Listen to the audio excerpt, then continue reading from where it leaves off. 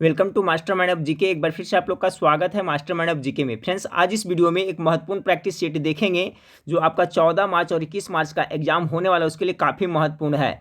Question का level बहुत ही अच्छा है, बिल्कुल एग्जाम बेस्ड है फ्रेंड्स, इसलिए पूरा प्रैक्टिस सेट जरूर देखें। चैनल पर नए हैं फ्रेंड्स, चैनल पर पहली बार विजिट कर रहे हैं तो चैनल को सब्सक्राइब कर बेल आइकन को जरूर दबा दें ताकि महत्वपूर्ण वीडियो का नोटिफिकेशन समय से मिलता रहे।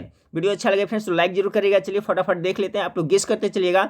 आज का पहला सवाल आपके सामने है, निम्नलिखित में से किसे वर्ल्ड स्टील एसोसिएशन के उपाध्यक्ष के रूप में चुना गया है? वर्ल्ड स्टील एसोसिएशन के उपाध्यक्ष के रूप में किसे चुना गया है? सवाल नंबर 1 का करेक्ट आंसर हो जाएगा ऑप्शन नंबर सी, सज्जन जिंदल को चुना गया है। सवाल नंबर 2 देखें, इनमें से कौन सी सरकारी स्कीम वित्तीय समावेशन स्कीम है? वित्तीय समावेशन स्कीम कौन है? तो आपका हो जाएगा प्रधानमंत्री जन धन योजना, ऑप्शन नंबर बी इसका राइट आंसर हो जाएगा।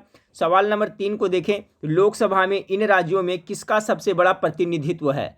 तो सबसे ज़्यादा लोकसभा की सीटों की संख्या कहाँ है फ्रेंड्स? तो ऑप्शन नंबर सी हो जाएगा आपका उत्तर प्रदेश में। कितने हैं? तो ये भी याद रखिएगा, 80 सीट है लोकसभा का वहाँ। दूसरे स्थान पर महाराष्ट्र आता है, महाराष्ट्र में कितना है? तो 48 सीट है, ये भी याद रखिएगा। अपना बिहार अगर पूछे फ्रेंड्स तो यहाँ पर कितना लोकसभा की सीटों की संख्या है? तो 40 है। ये सभी जरूर याद रखें, काफ़ी इंपॉर्टेंट है। सवाल यही पूछा गया था, लोकसभा में इन राज्यों में से किसका सबसे बड़ा प्रतिनिधित्व है? तो उत्तर प्रदेश का 80 सीट, महाराष्ट्र का 48 और बिहार का 40। अगला सवाल को देखते हैं, इंग्लैंड की ऑलराउंडर खिलाड़ी कौन खिलाड़ी थे जो फिर हाल ही में संन्यास लिया है? तो देखिए सवाल नंबर 4 का जो राइट आंसर हो जाएगा ऑप्शन नंबर डी हो जाएगा, जेनिफर लुइस गुन। इंग्लैंड की ऑलराउंडर जेनिफर लुइस गुन ने अंतर्राष्ट्रीय क्रिकेट से संन्यास लिया है। T20 में इंग्लैंड की सबसे कैप्ट खिलाड़ी ने अपने देश के लिए कितना 259 प्रदर्शन किए हैं, जिसमें वह 3 विश्व कप और 5 ऐसे श्रृंखला जीती है। तो सवाल नंबर 4 का right answer option number D, याद रखिए इंग्लैंड के ऑलराउंडर खिलाड़ी क्या थे? जेनिफर लुइस गुन, जो हाल ही में संन्यास लिए हैं। सवाल नंबर 5 को देखिए, ग्रेट हिमालय नेशनल पार्क कहाँ स्थित है? पर सवाल नंबर 5 का जो करेक्ट आंसर होगा option number D, Himachal Pradesh में आपका ग्रेट हिमालय नेशनल पार्क स्थित है। सवाल नंबर 6 को देखिए फ्रेंड्स की नवंबर 2019 में ही, ठीक है, नवंबर 2019 की में नई पुस्तक India in warming world integrated climate change and development, याद रखिएगा India in warming world integrated climate change and development release होने वाली है। यह पुस्तक किसके द्वारा संपादित की गई है? सवाल नंबर 6 का correct answer option number B, नवरोज के दुबास के द्वारा संपादित की गई है। सवाल नंबर 7 को देखें, भारत में राष्ट्रीय आय इनके द्वारा तैयार की जाती है, किसके द्वारा तैयार की जाती है फ्रेंड्स? तो आपका केंद्रीय सांख्यिकी संगठन अर्थात क्या? CSO, ऑप्शन नंबर सी इसका राइट आंसर हो जाएगा। भारत में राष्ट्रीय आय इनके द्वारा तैयार की जाती है, किसके द्वारा? तो आपका CSO के द्वारा तैयार की जाती है। सवाल नंबर 8 को देखिए, आदि फरुख त्योहार, बहुत अच्छा सवाल है। आदि फरुख त्योहार निम्नलिखित भारतीय राज्यों में से किसमें मनाया जाता है? तो ये त्योहार देखिए फ्रेंड्स आपका तमिलनाडु में मनाया जाता है, यानी ऑप्शन नंबर सी इसका करेक्ट आंसर होगा। याद रखिए आदि फरुख त्योहार। और देखिए फ्रेंड्स, ये त्यौहार क्यों मनाए जाते हैं? तो जो उफनती हुई नदियों से आई पानी आता है फ्रेंड्स, उसको लेकर के मनाया जाता है। और खास तौर पर आपका कावेरी नदी के प्रति श्रद्धा भाव जताने के लिए त्यौहार मनाया जाता है, आदि फरुख त्यौहार। कहाँ? तमिलनाडु में। तो सवाल नंबर 8 का जो करेक्ट आंसर हो जाएगा ऑप्शन नंबर सी। सवाल नंबर 9 को देखिए, सवाल नंबर 9 आपका है कि तमिलनाडु सरकार ने केरल के साथ परम्बुकुलम अलियार, ठीक है, परियोजना PAP और पंडियार पुनिपुझा परियोजना से संबंधित जल विवादों से निपटने के लिए 2 समितियों का गठन किया है। निम्नलिखित में से कौन दोनों समितियों का नेतृत्व करेंगे? सवाल नंबर 9 का राइट आंसर हो जाएगा ऑप्शन नंबर 1 के मणिवासन नेतृत्व करेंगे। सवाल नंबर 10 को देखें, इनमें से कौन सी नदी नासिक पहाड़ियों से निकलती है? बहुत अच्छा सवाल है, गेस करिएगा 10 का। तो आपका गोदावरी नदी है जो नासिक पहाड़ी से निकलते हैं, ऑप्शन नंबर सी इसका करेक्ट आंसर हो जाएगा। अगला सवाल है आपका फ्रेंड्स, विपो किसके लिए है? इसका फुल फॉर्म क्या होता है? 11 का जो करेक्ट आंसर हो जाएगा option number C, world intellectual property organisation. WIPO का फुल फॉर्म क्या होता है फ्रेंड्स? तो world intellectual property organisation, option number C इसका करेक्ट आंसर होगा। सवाल नंबर 12 को देखिए, शाह समिति का संबंध किससे है? तो शाह देखिए जस्टिस आपका न्यायमूर्ति का नाम है, न्यायाधीश का नाम है। ये संबंधित है आपका गोधरा नरसंहार से संबंधित, ठीक है। शाह समिति जो गोधरा नरसंहार से संबंधित है। और एक पूछा जाता है फ्रेंड्स नानावती आयोग, ठीक है। शाह समिति के साथ साथ नानावटी भी आयोग है जो आपका गोधरा कांड से संबंधित है, तो दोनों को जरूर याद रखिएगा। वो खासतौर पे आपको नानावती आयोग के बारे में पूछा जाता है तो गोधरा कांड से संबंधित वो भी है, और शाह समिति भी है जो आपको गोधरा नरसंहार से ही संबंधित है। ये जो के जी शाह जो न्यायाधीश थे उन्हीं पे ये रखा गया फ्रेंड्स, शाह समिति, ठीक है, तो याद रखिएगा। सवाल नंबर 13 को देखें, उस खुदरा शोरूम का नाम बताओ जिसका उद्घाटन जम्मू और कश्मीर के राज्यपाल सत्यपाल मलिक ने किया। जब ये वो सत्यपाल मलिक राज्यपाल थे तभी जो उद्घाटन थे उसके बारे में पूछा जा रहा था। 13 का जो राइट आंसर हो जाएगा friends option number D, Jammu और कश्मीर बाजार का। ऑप्शन नंबर डी इसका करेक्ट आंसर हो जाएगा। सवाल नंबर 14 को देखें कि केंद्रीय सड़क परिवहन और राजमार्ग मंत्री नितिन गडकरी ने राष्ट्रीय राजमार्ग संख्या खालिस्तान नाम शुरू गुरु नानक देव जी मार्ग करने की घोषणा की है। तो ये भी याद रखिए फ्रेंड्स, कौन सा राष्ट्रीय राजमार्ग को श्री गुरु नानक देव जी मार्ग नाम रखा गया है। तो 14 का जो राइट आंसर होगा ऑप्शन नंबर डी हो जाएगा। कितना? 703 AA, ठीक है फ्रेंड्स, 703 AA जो राष्ट्रीय राजमार्ग है, ठीक है, जो राजमार्ग है केंद्रीय सड़क परिवहन और राजमार्ग राष्ट्रीय राजमार्ग, हाँ, तो 703 जो AA जो आपका राष्ट्रीय राजमार्ग है इसी को नाम क्या रखा गया, श्री गुरु नानक देव जी मार्ग करने की घोषणा की गई है। तो याद रखिएगा। अगला सवाल को देखते हैं कि कौन सा पहला देश है जो कोयले, तेल एवं गैस निवेशों में निवेश समाप्त करेगा। कोयले, तेल एवं गैस निवेशों में निवेश समाप्त करेगा, कौन सा देश है? तो आपका आयरलैंड है। ऑप्शन नंबर इसका करेक्ट आंसर हो जाएगा। सवाल नंबर 16 को देखें, अनकाइटेड, ठीक है, संयुक्त राष्ट्र व्यापार एवं विकास सम्मेलन कहाँ स्थित है? UNCTAD संयुक्त राष्ट्र व्यापार एवं विकास सम्मेलन कहाँ स्थित है? 16 का जो राइट आंसर होगा ऑप्शन नंबर बी, जिनेवा में स्थित है। अगला सवाल को देखें। अगला सवाल आपका है कि ओक, ऐश और बीच पेड़ इनमें से किन वनों में उगते हैं? बहुत अच्छा सवाल है, बार बार पूछा जाता है। ओक, ऐश और बीच पेड़, ये पेड़ का नाम है फ्रेंड्स। ओक भी है जो पेड़ का नाम है, ऐश भी, और बीच पेड़ इनमें से किन वनों में उगाए जाते हैं? तो 17 का जो राइट आंसर हो जाएगा आपका शीतोष्ण पर्णपाती वन में उगाए जाते हैं। ऑप्शन नंबर सी इसका राइट आंसर होगा। ध्यान रखिएगा फ्रेंड्स, पूछा जाता है जैसे कभी कभी ओक खाली पूछ देगा, ठीक है। ओक पेड़ है जो कहाँ उगाए जाते हैं, कौन सा वन में पाए जाते हैं? तो याद रखिए ओक, ऐश और बीच ये सब पेड़ का नाम है जो सभी शीतोष्ण पर्णपाती वन में पाए जाते हैं।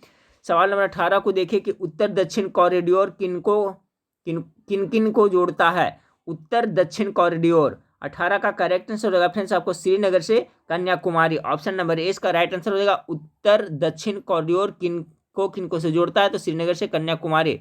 18 का right answer option number A हो गया। चलिए सवाल नंबर 19 को देखते हैं। पहला नोबेल पुरस्कार कब दिया गया? तो नोबेल पुरस्कार की शुरुआत कब हुआ फ्रेंड्स? आप लोग को पता होगा 1901 ईस्वी में नोबेल पुरस्कार को शुरू हुआ है तभी से। तो पहला नोबेल पुरस्कार कब दिया गया था? तो 1901 ईस्वी। देखिए नोबेल पुरस्कार किनके नाम पे दिया जाता है फ्रेंड्स? तो अल्फ्रेड नोबेल के नाम पर दिया जाता है। अल्फ्रेड नोबेल थे जो कहाँ, स्वीडन के थे, ठीक है। स्वीडन के राष्ट्रपति, स्वीडन के वैज्ञानिक थे जिन्होंने आपको डायनामाइट का खोज किया था। डायनामाइट का खोज किसने किया था? Alfred Nobel. उन्हीं के पुण्यतिथि पर आपको नोबेल पुरस्कार दिया जाता है। तो प्रत्येक वर्ष एक क्वेश्चन में पूछा जाता है, याद रखिएगा, प्रत्येक वर्ष है जो नोबेल पुरस्कार किस तिथि को दिया जाता है? तो 10 दिसंबर इनका पुण्यतिथि है। 10 दिसंबर के दिन इनकी मृत्यु हुई थी, तो वही उन्हीं के याद में पुण्यतिथि में 10 दिसंबर को नोबेल पुरस्कार दिया जाता है। तो बहुत सारा सवाल इसमें बना, एक बार फिर से देख लें। पहला नोबेल पुरस्कार कब दिया गया? तो 1901 ईस्वी में दिया गया। किसके नाम, किसके स्मृति में दी जाती है? पुण्यतिथि पर दी जाती है। तो अल्फ्रेड नोबेल है जो डायनामाइट के आविष्कारक थे। कहाँ के थे? स्वीडन के थे, ठीक है। चलिए सवाल नंबर 20 को देखें कि इनमें से किस राज्य ने तानसेन सम्मान आरंभ किया है? तो तानसेन सम्मान किस राज्य ने आरंभ किया है? सवाल नंबर 20 का राइट आंसर क्या हो जाएगा आपका? मध्य प्रदेश हो जाएगा। देखिए जो तानसेन सम्मान है फ्रेंड्स वो हिंदुस्तानी शास्त्रीय संगीत को क्षेत्र में दिया जाता है। ये मध्य प्रदेश सरकार द्वारा दिया जाता है। ऑप्शन नंबर सी इसका राइट आंसर हो जाएगा। सवाल नंबर 21 को देखिए, ओडिशा में पहले रोबोट सेफ रेस्टोरेंट में 2 रोबोट का नाम क्या है? उड़ीसा में जो रोबोट सेफ रेस्टोरेंट में 2 रोबोट है उसका नाम पूछा जा रहा है। 21 का करेक्ट आंसर हो जाएगा ऑप्शन नंबर सी, चंपा और चमेली। याद रखिए क्या नाम है उसका? चंपा और चमेली रोबोट का नाम है। सवाल नंबर 22 को देखें कि राष्ट्रीय शैक्षिक अनुसंधान और प्रशिक्षण परिषद NCERT कितने साल पुराने राष्ट्रीय पाठ्यक्रम की रूपरेखा में बदलाव करने की तैयारी कर रही है? तो सभी को पता है फ्रेंड्स की चेंज हुआ है। तो कितने साल पुराने? तो 14 साल पुराने, यानी ऑप्शन नंबर डी इसका राइट आंसर हो जाएगा। राष्ट्रीय शैक्षणिक अनुसंधान और प्रशिक्षण परिषद NCERT कितने साल पुराने राष्ट्रीय पाठ्यक्रम की रूपरेखा में बदलाव करने की तैयारी कर रहा है? तो 14 साल का। 14 साल का ऑप्शन नंबर डी इसका राइट आंसर हो जाएगा। 22 का डी।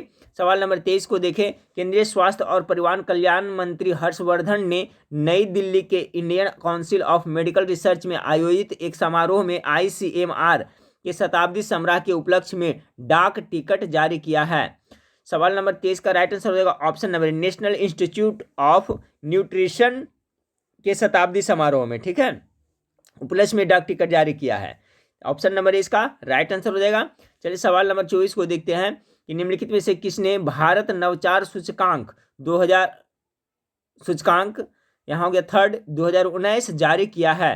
तो 24 नंबर सवाल का राइट आंसर हो जाएगा option number B, NITI Aayog ने जारी किया। याद रखिएगा, निम्नलिखित में से किसने भारत नवाचार सूचकांक इतना जारी किया है? तो नीति आयोग ने जारी किया है। 24 का right answer option number B होगा। चलिए सवाल नंबर 25 को देखें। रेल मंत्री पीयूष गोयल ने कितनी नई सेवा सर्विस ट्रेनों को हरी झंडी दिखाई है? 25 का correct answer option number D हो जाएगा 9। सवाल नंबर 26 को देखें। निम्नलिखित में से कौन सा देश संयुक्त राष्ट्र का 193वां सदस्य बना है? 26 नंबर सवाल का क्या होगा फ्रेंड्स? तो आपका दक्षिण सूडान हो जाएगा। ऑप्शन नंबर 20 का करेक्ट आंसर होगा। सवाल नंबर 27 को देखें। जहांगीर द्वारा इत्मादुद्दौला उपाधि किसे दी गई? तो सवाल नंबर 27 का राइट आंसर होगा मिर्जा गियास बेग को दिया गया था। 27 का बी हो जाएगा करेक्ट आंसर। जहांगीर द्वारा इत्मादुद्दौला उपाधि किसे दी गई थी? तो मिर्जा गियास बेग को दी गई थी। 27 का right answer option number B हो गया। सवाल नंबर 28 को देखें। भारत में कंपनी शासन की स्थापना किस युद्ध की वजह से हुई थी?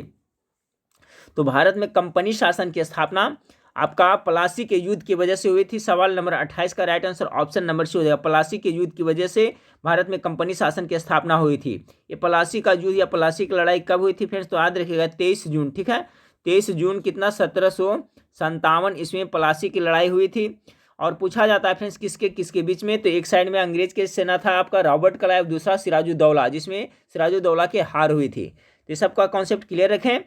पहला क्वेश्चन इसमें पूछा गया था भारत में कंपनी शासन की स्थापना किस युद्ध की वजह से हुई थी? तो प्लासी की लड़ाई। प्लासी की लड़ाई कब हुई थी? 23 जून 1757 ईस्वी में। किनके किनके बीच हुई थी? रॉबर्ट क्लाइव और सिराजुद्दौला के बीच हुई थी, जिसमें सिराजुद्दौला की हार हुई थी। अगला सवाल को लेते हैं फ्रेंड्स आपका कि भारतीय परिषद अधिनियम 1919 को किस इस नाम से जाना जाता है? तो इसमें क्या है फ्रेंड्स? आपका मार्लो मिंटो सुधार का नाम से जाना जाता है। ऑप्शन नंबर 20 का राइट आंसर हो जाएगा। भारत परिषद अधिनियम 1909 मार्लो मिंटो रिफॉर्मर्स या मार्लो मिंटो सुधार के नाम से जाना जाता है। ऑप्शन नंबर 20 का करेक्ट आंसर होगा। सवाल नंबर 30 को देखें कि गांधी इरविन समझौते पर कब हस्ताक्षर हुए थे? तो इसका जो राइट आंसर होगा 30 का ऑप्शन नंबर सी 1931 में। अगला सवाल को देखें कि फ्रीक्वेंसी का ये सही मात्रक क्या है? सभी को पता होना चाहिए फ्रेंड्स, फ्रीक्वेंसी का क्या हर्ट्ज से होता है, हर्ट्ज से होता है। ऑप्शन नंबर ए इसका करेक्ट आंसर होगा। चलिए सवाल नंबर 32 को देखते हैं कि अल्ट्रासाउंड और इंफ्रासाउंड इनके द्वारा नहीं पहचानी जाती है। जो अल्ट्रासाउंड होता है और इंफ्रासाउंड किसके द्वारा नहीं पहुंचाने जाते? तो मनुष्य के द्वारा नहीं पहुंचा, जानवर द्वारा भी नहीं, चिड़िया। इसका right answer option number D हुआ है, किसी के द्वारा ये पहचानी नहीं जाती है। 32 का डी हो गया। सवाल नंबर 33 को देखें।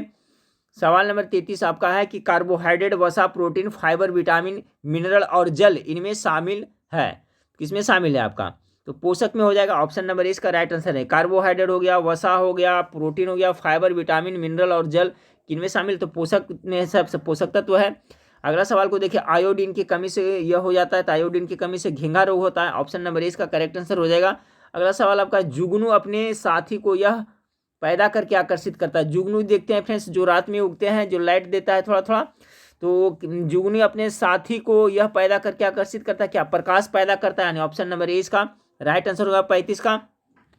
सवाल नंबर 36 आपके सामने फ्रेंड्स की एक प्रणाली गठन जब विभिन्न समुदाय आपस में संसर्ग करते हैं और उनका जैवीय पर्यावरण कहा जाता है, क्या होगा इसका? करा एक प्रणाली गठन जब विभिन्न समुदाय आपस में संसर्ग करते हैं और उनका जैवीय पर्यावरण क्या कहा जाता है? तो सवाल नंबर 36 का जो राइट आंसर हो जाएगा ऑप्शन नंबर ए हो जाएगा, परिप्रणाली कहा जाता है। अगला सवाल को देखते हैं। एक हल्के पीले रंग का द्रव्य जिसमें रक्त कण और प्लेटलेट मौजूद रहते हैं उसे क्या कहा जाता है? 37 का तो उसे क्या कहते हैं? प्लाज्मा कहा जाता है। ऑप्शन नंबर इसका राइट आंसर होगा। सवाल नंबर 38 को देखें। ऊष्मा का बहुत अच्छा संचालक जिसमें है, तो ऊष्मा का जो सबसे अच्छा संचालक क्या होगा? तो धातु जो रहेगा वही होगा फ्रेंड्स। ऑप्शन नंबर इसका करेक्ट आंसर हो जाएगा। अगला सवाल को लेते हैं। 39 नंबर सवाल है। मनुष्य की आंत को अगर एक सीधी रेखा में रखा जाए तो उसकी लंबाई कितनी होगी? तो मनुष्य की आंत की लंबाई कितनी होती है? लगभग 39 का करेक्ट आंसर हो जाएगा आपका लगभग 10 मीटर। ऑप्शन नंबर 20 का करेक्ट आंसर हो जाएगा। याद रखिए इंपॉर्टेंट क्वेश्चन है। अगला सवाल को देखें। 40 नंबर सवाल है, विशेष प्रकार के प्रोटीन जो कि शरीर में हमारे शरीर द्वारा रासायनिक प्रतिक्रिया घटित करने अथवा उसकी गतिशीलता के लिए उत्पन्न किए जाते हैं, उन्हें क्या कहते हैं? तो उन्हें क्या कहते हैं? उसे एंजाइम कहते हैं। ऑप्शन नंबर ए इसका राइट आंसर हो जाएगा। एंजाइम का परिभाषा ही है विशेष प्रकार के प्रोटीन जो कि शरीर में हमारे शरीर द्वारा रासायनिक प्रतिक्रिया घटित करने अथवा उसे गतिशील करने के लिए उत्पन्न किए जाते हैं, तो एंजाइम होगा। चलिए सवाल नंबर 41 को देखिए, शैवाल और कवक एक साथ रहने पर ये बनाते क्या बनाते हैं? तो लाइकेन बनाते हैं। ऑप्शन नंबर ए इसका करेक्ट आंसर हो जाएगा। सवाल नंबर 42 को देखिए, ऑक्सीजन की गैर मौजूदगी में जो श्वसन होता है उसे कहते हैं, बहुत टॉप मोस्ट वीवीआईजी के है, ऑक्सीजन के गैर मौजूदगी में जो श्वसन होता है उसे क्या कहते हैं? 42 का जो करेक्ट आंसर हो जाएगा अवायवीय श्वसन कहते हैं, यानी ऑप्शन नंबर सी अवायवीय श्वसन उसे कहा जाता है। चलिए सवाल नंबर 43 को देखते हैं कि वायरस इनसे बने होते हैं। बहुत अच्छा सवाल फ्रेंड्स। वायरस किससे बने होते हैं? तो डीएनए, आरएनए, प्रोटीन आवरण सभी मिलकर के बने होते हैं, यानी ऑप्शन नंबर डी इसका राइट आंसर हो। याद रखिएगा, वायरस जो बने होता है डीएनए, आरएनए और प्रोटीन आवरण मिलकर के बने होते हैं। सवाल नंबर 44 को देखें, गर्मी जो कि इंफ्रारेड तरंगों के रूप में है, सभी दिशाओं में प्रकाश की गति से निकलती है, वह क्या है? 44 का राइट आंसर हो जाएगा विकिरण हो जाएगा। ऑप्शन नंबर सी इसका करेक्ट आंसर होगा। सवाल नंबर 45 को देखिए, स्टर्प में कर्णपटह से अधिक कंपन इस प्रक्रिया से होता है। 45 का जो राइट आंसर होगा ऑप्शन नंबर ए लीवर के तरीके से होता है। स्टर्प में कर्णपटह से अधिक कंपन इस प्रक्रिया से होता है, तो लीवर के तरीके से होता है। 45 का right answer option number A हो गया। सवाल नंबर 46 को देखें, वह बीमारी जिसमें कद छोटा होने के साथ साथ हड्डियां मुलायम हो जाती है, कौन सा बीमारी है? बहुत अच्छा सवाल है फ्रेंड्स। तो उसको कहा जाता है क्या? सूखा रोग कहा जाता है। ठीक है, वह बीमारी जिससे कद छोटा होने के साथ साथ हड्डियां मुलायम हो जाती है उसे सूखा रोग कहते हैं। ऑप्शन नंबर 20 का राइट आंसर है। सूखा रोग यानी रिकेट्स, जो विटामिन डी के कमी से होती है, ये भी याद रखिएगा। सूखा रोग को रिकेट्स कहा जाता है, रिकेट्स को सूखा रोग कहा जाता है, जो विटामिन डी के कमी से होती है। तो बीमारी में क्या होता है? कद छोटा होता है और हड्डियां क्या होती है? सॉफ्ट यानी मुलायम हो जाती है। ऑप्शन नंबर 20 का करेक्ट आंसर होगा। सवाल नंबर 47 को देखें कि छोटी आंत की अंदरूनी दीवार पर उंगली जैसा छोटा सा उठा भाग रक्त प्रवाह में पचाए गए भोजन समावेश के लिए छोटी आंत के सतह क्षेत्र को अत्यंत बढ़ा देता है, उसे क्या कहा जाता है? 47 का राइट आंसर उसे विल्ली कहा जाता है। Option number A correct answer होगा। सवाल नंबर 48 को देखें, एक दूसरे को लाभ पहुंचाने वाले दो जीवों के बीच परस्पर संबंध को यह कहते हैं, बहुत अच्छा सवाल है, उसे क्या कहते हैं? जिसमें दोनों जीव परस्पर लाभान्वित होते हैं। 48 का जो राइट आंसर होगा ऑप्शन नंबर बी अन्योन्य आश्रय कहा जाता है उसे। क्या? अन्योन्य आश्रय। एक दूसरे को लाभ पहुंचाने वाले दो जीवों के बीच परस्पर संबंध को क्या कहते हैं? टॉप मोस्ट वीवीआई विज्ञान का सवाल है फ्रेंड्स, जीव विज्ञान का, याद रखिएगा। उसे क्या कहते हैं? तो अन्योन्य आश्रय कहा जाता है, जिसमें दोनों जीव क्या होते हैं? लाभान्वित होते हैं।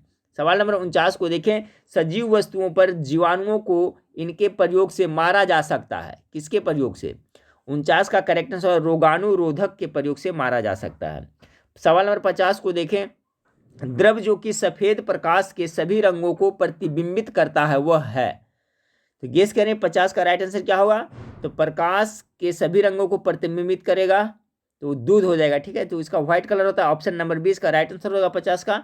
सवाल नंबर 51 को देखें कि नि उपसर्ग से बना शब्द निम्नलिखित में से कौन सा है? ये भी हिंदी से सवाल है फ्रेंड्स। नि उपसर्ग से बना शब्द तो कौन सा होगा? गेस करिए। 51 का होगा नियम हो जाएगा। ठीक है फ्रेंड्स, ऑप्शन नंबर ए है जो इसका करेक्ट आंसर होगा 51 का, इसमें नि उपसर्ग लगा हुआ है। सवाल नंबर 52 को देखें, कुमार गंधर्व का जन्म किस राज्य में हुआ? 52 नंबर सवाल का राइट आंसर होगा कर्नाटका में। कुमार गंधर्व का जन्म कहाँ हुआ था? तो कर्नाटका में हुआ था। सवाल नंबर 53 को देखें। सवाल नंबर 53 है, कवियत्री का निम्नलिखित में से कौन सा विलोम शब्द है? याद रखिए फ्रेंड्स, बार बार ये पूछा जाता है, कवियत्री किस तरह से लिखा जाता है? ये भी देखिए ध्यान से, कवियत्री इस तरह से लिखा जाता है और इसका विलोम शब्द पूछा रहा है तो क्या होगा? तो सवाल नंबर 53 का राइट आंसर हो जाएगा क्या? कवि का कवियत्री होता है, ऑप्शन नंबर ए।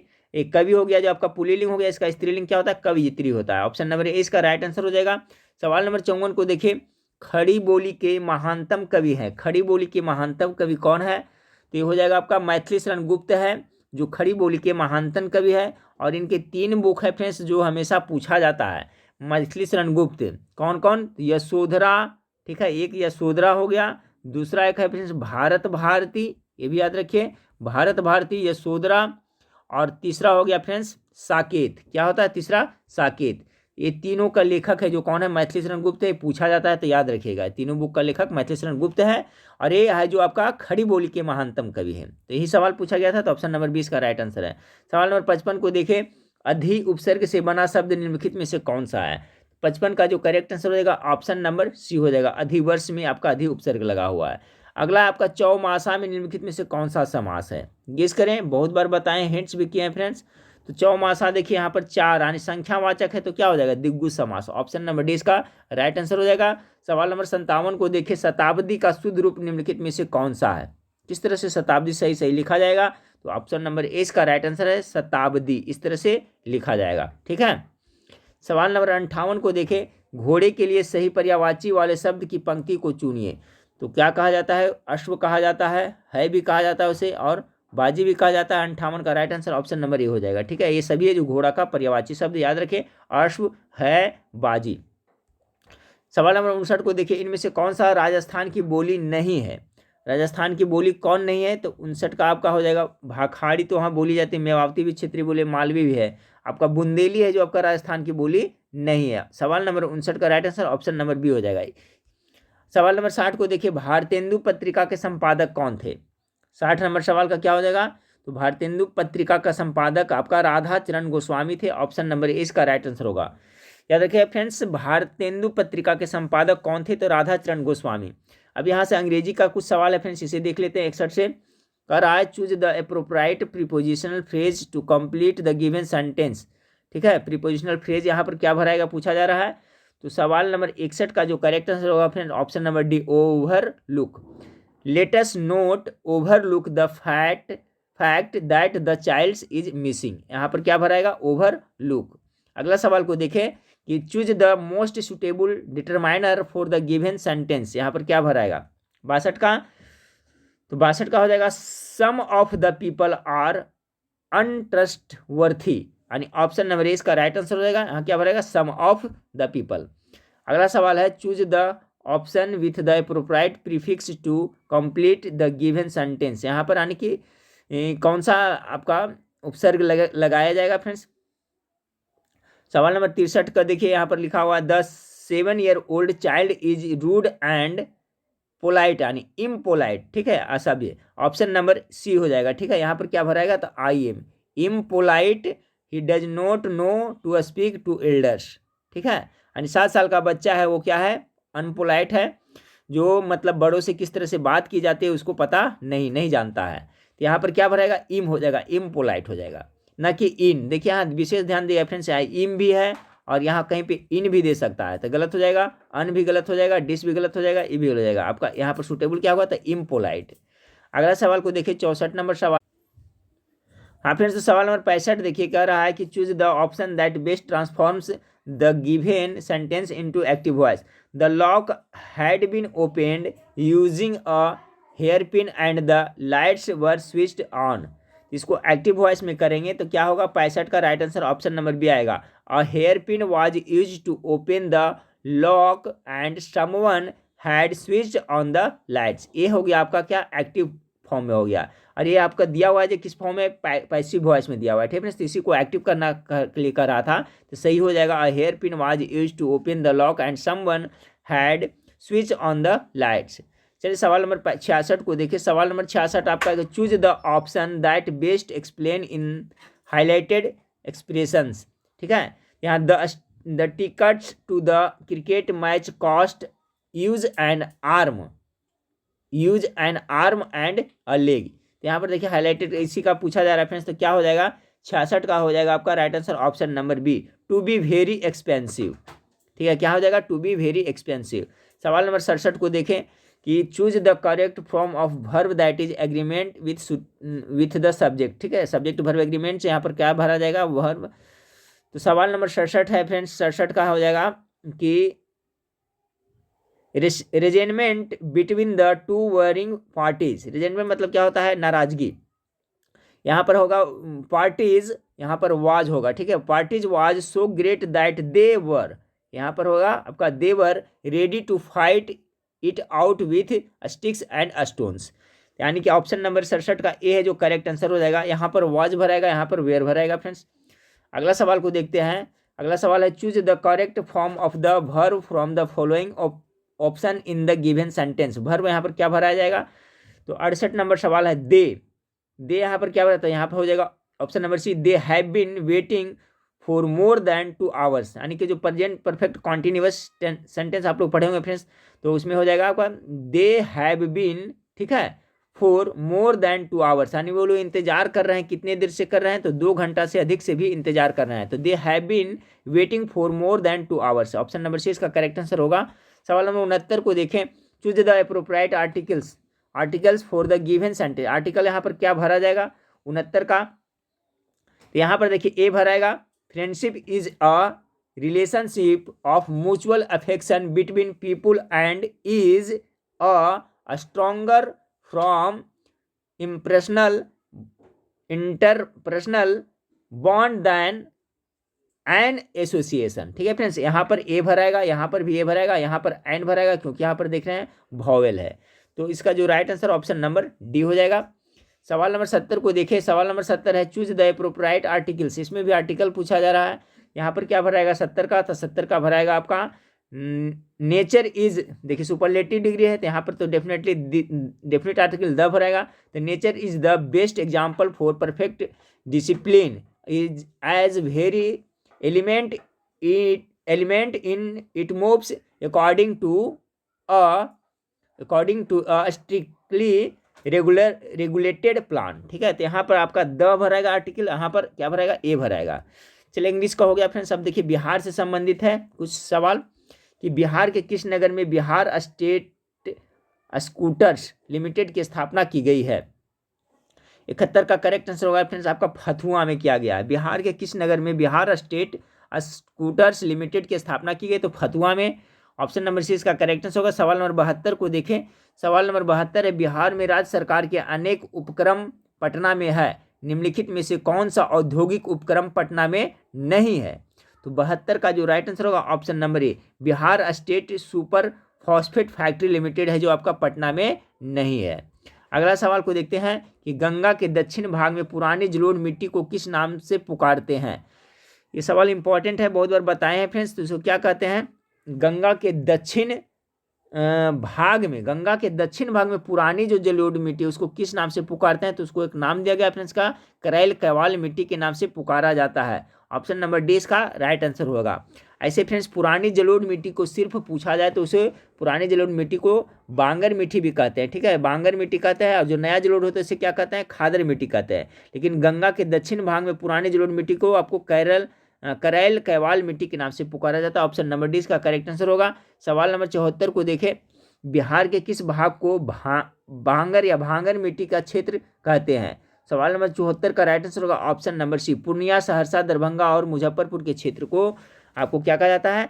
भांगर मिट्टी का क्षेत्र कहा जाता है। 74 का right answer option number C हो जाएगा। सवाल नंबर 75 को देखें कि मध्यकाल के किस शासक के शासनकाल में बिहार का समूचे उत्तर भारत में राजनीतिक प्रभाव रहा? मध्यकाल के किस शासक के शासनकाल में बिहार का समूचे उत्तर भारत में राजनीतिक प्रभाव रहा? 75 का राइट आंसर ऑप्शन नंबर होगा शेरशाह सूरी। सवाल नंबर 76 को देखें कि भारत के महान ज्योतिषाचार्य आर्यभट्ट का बिहार के किस नगर से गहरा संबंध था? बहुत अच्छा सवाल है। तो आर्यभट्ट है जो कहाँ से संबंधित थे फ्रेंड्स? गेस करें। 76 का राइट आंसर हो जाएगा ऑप्शन नंबर पाटलिपुत्र से। ठीक है, ऑप्शन नंबर 20 का करेक्ट आंसर होगा। सवाल नंबर 77 को देखिए, मेष्टा बिहार के किन किन जिलों में बहुतायत में पैदा होती है? मेष्टा। सवाल नंबर 77 का राइट आंसर होगा option number C, Purnia, Saharsa, पूर्वी पश्चिमी चंपारण और सारण में मेवास्ट का पैदावार बहुत ज़्यादा होता है, यानी ऑप्शन नंबर सी इसका राइट आंसर होगा। सवाल नंबर 78 को देखें, बिहार में कृषि को प्रोत्साहित करने के लिए निम्नलिखित में से किन किन स्थानों पर कृषि विश्वविद्यालय स्थापित किए गए हैं? तो कहाँ कहाँ स्थापित किए गए हैं फ्रेंड्स? 78 का तो समस्तीपुर तो सभी जानते थे, यहाँ भागलपुर है, भागलपुर और समस्तीपुर में स्थापित किए गए हैं। सवाल नंबर 79 को देखें, बिहार में प्रमुख ताप विद्युत परियोजनाएं क्रियान्वित की गई है, इनमें से आप किसे इस राज्य की परियोजना मानते हैं? 79 का राइट आंसर होगा ऑप्शन नंबर ए, बरौनी ताप परियोजना। चलिए इस वीडियो का लास्ट सवाल को देखते हैं फ्रेंड्स। बाकी फिर है जो आपको मैथ का आ जाएगा तो मैथ का सोल्यूशन अलग से प्रोवाइड किया जा रहा है, उसका प्लेलिस्ट भी बना हुआ है फ्रेंड्स, वहाँ पर जाकर के आप देख सकते हैं। तो बिहार में नहरों द्वारा सिंचाई निम्नलिखित में से किस भाग में अधिक होती है? अच्छा सवाल है, बहुत अच्छा सवाल। नहरों से सिंचाई सबसे कहाँ होता है, तो गंगा के उत्तरी मैदान में है जो नहरों से अधिक सिंचाई होती है। 80 नंबर सवाल का right answer option number B हो गया। और ये देखिए मैथ से क्वेश्चन है फ्रेंड्स, इसका सोल्यूशन मैं अलग से दे रहा हूँ और उसका प्लेलिस्ट भी बना हुआ है, तो वहाँ पर जाकर के देखें। साथ साथ फ्रेंड्स इस वीडियो के नीचे आपका वेबसाइट का लिंक दिया हुआ है, जहाँ पर हिंदी का प्रैक्टिस सेट, जीके जीएस का बहुत सारा प्रैक्टिस सेट, वो भी आप लोग जरूर जा करके देखें फ्रेंड्स। और आपको फ्रेंड्स परीक्षा से 15 दिन पहले से ही आपको सभी विषयों का मास्टर वीडियो आप लोग को प्रोवाइड कराया जाएगा फ्रेंड्स। अभी फिलहाल आपको फुल प्रैक्टिस सेट और हिंदी का प्रैक्टिस सेट प्रोवाइड कराया जा रहा है, तो ये सब देखते जाए फ्रेंड्स। वीडियो अच्छा लगे तो लाइक करिएगा। नेक्स्ट वीडियो में फिर मिलते हैं, देखने के लिए थैंक यू, धन्यवाद।